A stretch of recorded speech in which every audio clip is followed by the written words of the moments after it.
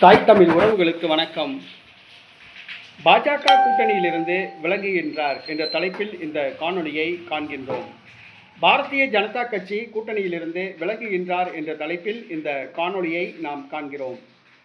கடந்த சட்டசபை தேர்தலில் பாஜகவுடன் கூட்டணி அமைத்து நூலிலையில் தோல்வியடைந்தார் எடப்பாடி. கடந்த பாராளுமன்ற தேர்தலில் அதிமுக பாஜக கூட்டணி தனித்தனியே போட்டியிட்டு படுதோல்வி அடைந்தது. சட்டசபை தேர்தலில் இணைந்து போட்டியிட வேண்டும் என்று கருதி அமித்ஷாவுடன் சந்தித்து பாஜக அதிமுக கூட்டணி அமைத்தது. ஆனால் இது பொருந்தா கூட்டணி என்று பேசப்பட்டது. எடப்பாடி முன்னிலைப்படுத்தப்பட்டார்.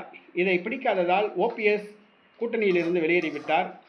ஒரு சில நாட்களுக்கு முன்பாக டிடிவி தினகரனும் வெளியேறியுள்ளார். நேற்றைய தினம் ஜான் பாண்டியனும் கூட்டணியிலிருந்து விலகியுள்ளார். இந்த சூழ்நிலையில் கட்சியில் கழக கொடி தூக்கினார் செங்கோட்டையன்.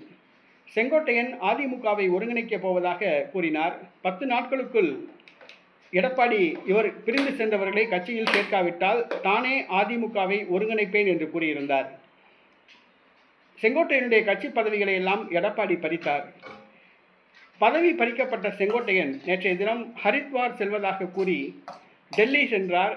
பாஜக மூத்த தலைவர்களை சந்தித்தார். இது எடப்பாடிக்கு சந்தேகத்தை கிளப்பியுள்ளது.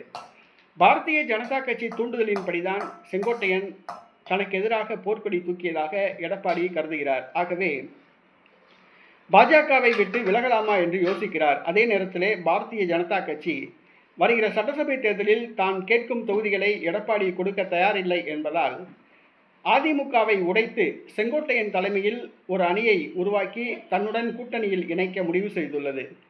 மேலும் ஓபிஎஸ், டிடிவி தினகரன், சசிகலா, ஜான் பாண்டியன் ஆகியோரையும் இணைத்து தனியே கூட்டணி அமைக்க முடிவு செய்துள்ளது. இதை தெரிந்து கொண்ட எடப்பாடி பாரதிய ஜனதா கட்சி கூட்டணியிலிருந்து விலக முடிவு செய்துள்ளார். செங்கோட்டையனுக்கு பாரதிய ஜனதா கட்சி முக்கியத்துவம் தருவதால் பாஜக கூட்டணியிலிருந்து விலக முடிவு செய்துள்ளார்.